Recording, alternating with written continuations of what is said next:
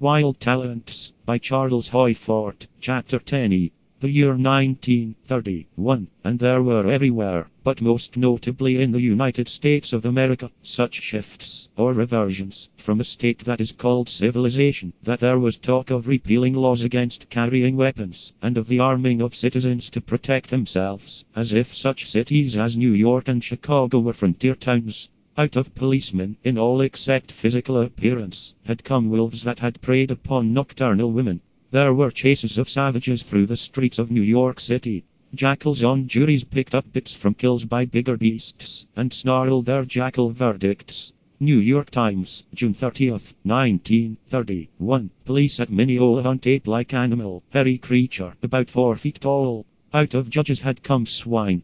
County Judge W. Bernard Voss found guilty of using the mails to defraud, and sentenced to 6 years in Atlanta Penitentiary. Federal Judge Grover M. Moskowitz was censured by the House of Representatives. The magistrates, who, facing charges of corruption, resigned, were Mancuso, Ewald, McQuaid, Goodman, Simpson. Vitale was removed. Crater disappeared.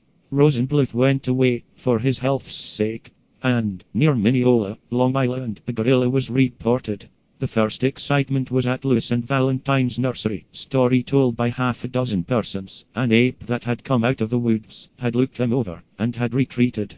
It seems that the police hadn't heard of mass psychology, so they had to explain less learnedly. Several days later, they were so impressed with repeating stories that a dozen members of the Nassau County Police Department were armed with shotguns, and were assigned to ape duty. No circus had appeared anywhere near Mineola about this time, and from neither any zoo, nor from anybody's smaller menagerie, had the escape of any animal been reported. Ordinarily let nothing escape, or let nothing large, wild, and hairy appear, but let it be called an ape anyway, and, upon the rise of an ape scare, one expects to hear of cows reported as gorillas, trees, shadows, vacancies taking on ape forms. But, New York Herald Tribune, June 27th, Mrs. C.H. Tandy, of Starcliffe Drive, Malvern, reported something as if she had not heard of the ape scare. She called up the police station, saying that there was a lion in her backyard. The policeman, who incredulously received this message, waited for another policeman to return to the station, and share the joke. Both waited for the arrival of a third disbeliever.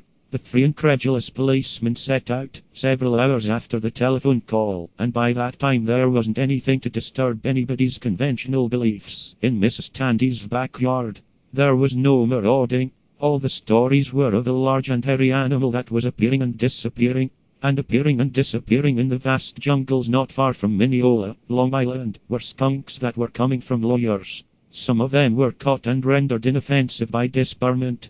There was a capture of several dozen medical hyenas, who had been picking up livings in the trains of bootleggers. It could be that an occurrence, in New Jersey, was not at all special, but represented a slump back toward a state of about simian development. There was an examination of applicants for positions in the schools of Irvington. In mathematics, no question beyond arithmetic was asked. In spelling, no unusual word was listed. 116 applicants took the examination, and all failed to pass. The average mark was 31.5. The creep of jungle life stripped clothes from people. Nudists appeared in many places.